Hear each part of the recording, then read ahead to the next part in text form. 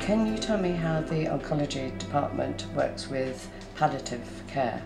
Oh, I mean, completely hand in hand. I don't think one should work without the other, really. And particularly in somewhere like this where quite a lot of our children are not going to get better.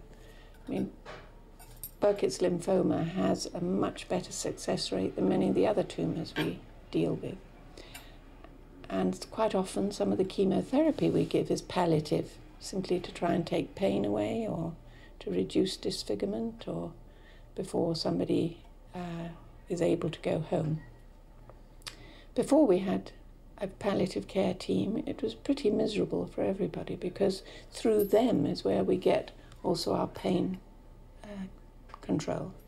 And through them we've been able to access oral morphine, which has made a huge difference to many children and their families. So I don't think one should really work without the other. We started our palliative care some years ago. I was actually sitting in a malnutrition ward and wondered why I was force-feeding a lot of dying children, because the whole of the nutrition has changed. We've got so much HIV around. And a lot of people wanted us to just deal with HIV, and I said, I don't think that's right. You know, I think palliative care is for any child who needs it, be it a chronic cardiac or renal or cancer. And the problems each group have are somewhat different, and the ones particularly with cancer are pain. It's thought that probably about 70% of people with cancer will have pain at some time or other, and we should be able to deal with that. Because, and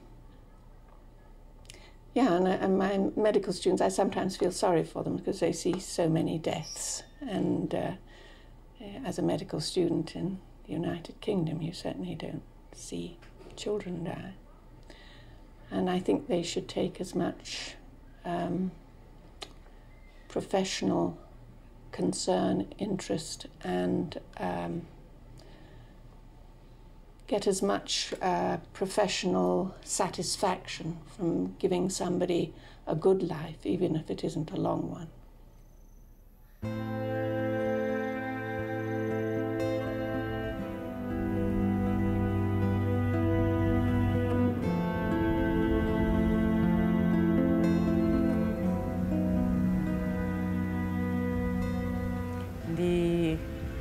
Umodzi Palliative Care Clinic is an organization that looks after critically ill kids from the time they get into hospital to the time they're discharged from the hospital, and we follow them into the villages and look after them there until the day that they pass away. The children that we look after come from the district health centers as well as the wards here at Queen Elizabeth Central Hospital, and the diseases that we come across range from cancer, HIV/AIDS, malaria, as well as kids who have had some sort of brain damage from illnesses such as malaria. Of all the kids that we've looked after since January to June, 50% of them have been kids that are suffering from Burkitt's lymphoma. The main problem in the villages as well as in the hospitals here in Malawi is that most of the parents don't bring the children to the hospital on time. It takes them a long time from the time that the child starts to show symptoms of the disease, and by the time they get to the hospital, the condition has already progressed. And that is why we transfer them to the palliative care unit, because there's nothing more that can be done for them. How long ago did Aida become ill with the cancer? It was early in 2008. I went to the Balaka District Health Center. Well, what they told me at first is that her intestines were tied up in knots, so they took her to the theater and had an operation done on her. It was about a month after the operation that the swelling started appearing.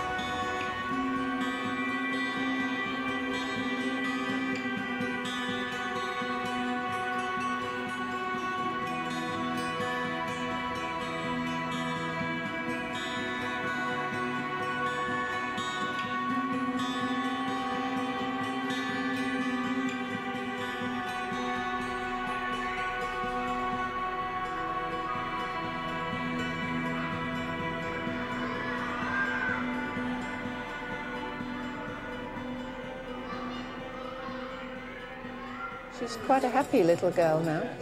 And Dione, edi, ti masule? Yeah. Kuti Dione, chi maone kabanje, chukana jambula poyamba. Just aone choncho. See, it's considerably smaller than it was when she first came, and she had swelling all around here, which is gone. Of course, we can't save the eye, unfortunately. That had gone before she came to us, but hopefully it's going to shrink considerably more. Then we may even have to consider removing the last bit that's there. It seems to be limited to the orbit. Right. She's not got disease anywhere else, so hopefully things will go well.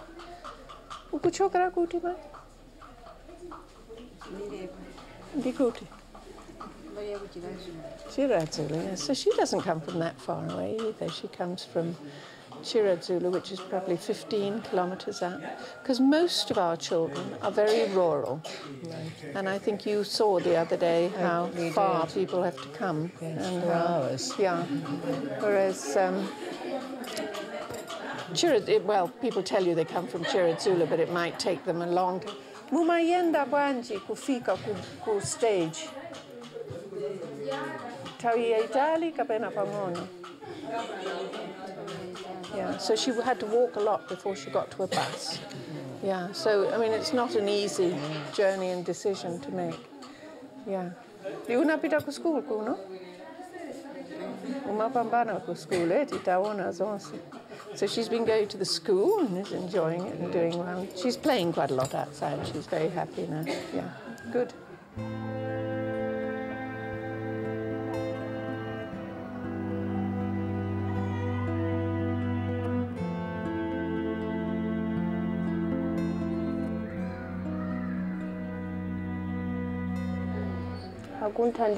They are helping him here. They're giving him shots, they're giving him tablets, and I will come back when he's better for a follow-up visit.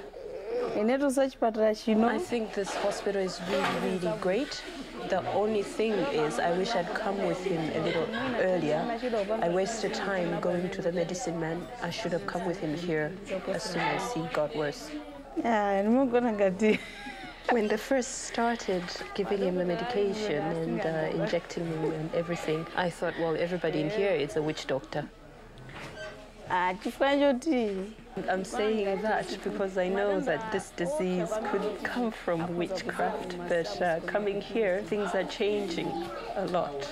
I really don't understand how he got this disease and how it started, because the day before we were sitting together, eating together, and just overnight it started. When and if my child gets better, I will definitely come back. I can't fail. I will come back to this hospital. What hurdles do you face in treating the disease? Well, several hurdles, and ours are, in a sense, much more mundane. We need to make a diagnosis quickly. We are not always able to get the sort of laboratory backup that we need. We need the drugs, and we're dependent on donors giving them to us, and people have always been very generous. One big problem, I think, is trying to maintain treatment and therefore trying to get people to come back. They come from far away, so we need to pay for their follow-up because it's a lot of money for a family. And that, I think, is a major problem in caring for children in resource-limited parts of the world where you're dealing with very poor people who've got this major problem to cope with. And the other thing, particularly with Burkitt's, and I think you've seen it, is that a child responds so quickly. A mother feels, surely this can be treated fairly easily again. And it's to instill there's a real need to finish the treatment that's so important. Can you please explain why there is a lack of medicine to treat the disease? Well, it's not that the particular medications that we use are in any way modern or expensive in the terms of what you treat cancer with. But compared with simple antibiotics, simple antimalarials, they are expensive. And if you're dealing as a ministry with the whole health needs of the country, and you have a smaller group of very expensive, relatively very expensive treatments, then perhaps those are ignored or at least kept to one side while you're trying to look after all the much more common and life-threatening problems. So I don't think we can blame or criticize, but somebody must be the advocate for the children who have got cancer, and it's my privilege to be that. And aren't they lucky to have you, if I may say so? Thank you. Kwambiri pano tikuona kuti Aida ali ndi masiku ochepa kuti Aida is not in a very good condition. Her cancer has really advanced and the tumor has really grown. She's only got a few more days to live, but from the time that we took over, we've been assisting her and her family in various ways, spiritually, as well as administering morphine and a bit of financial support as well, because they've been in the hospital for a long, long time and they did not have food back home, so we give them a bit of money. We also take clothes and blankets for Aida because it's cold season, but I'm afraid she doesn't have that much time left. Well, you've been following Grace and you've been following Ganizani. They both came in not only with swellings around their eyes, but they were very miserable. And I think you must have seen over the last 2 or 3 weeks their general well-being is so much improved. Pain has reduced and swellings have gone down. They've not completely gone away. They've still got some of their treatment to do, but we have high hopes for them. You also saw Precious. And you didn't see Precious when he first came in, but he was very edematous, very swollen. He's paralyzed, incontinent.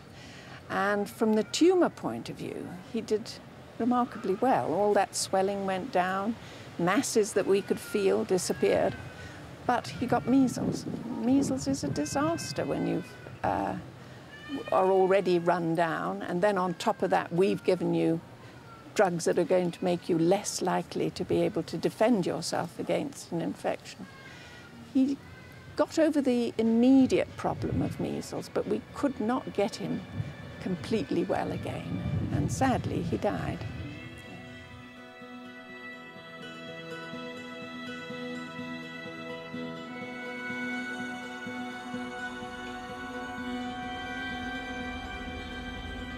Even though Malawi is one of the poorest countries in Africa, it seems to me to be a country not looking back, but forward. Unlike many other African countries, Malawi has limited natural resources. But personally, after spending some time here, I feel its natural resources are its people, whom are forever positive, upbeat, and always striving to better themselves and their country. In a small way, I hope our film will help the medical centres throughout the country broadcast a message to their villages. And that message is a simple one. Act before it is too late. Get your children to hospital as soon as possible. Then the chances of this cancer becoming terminal will be vastly reduced.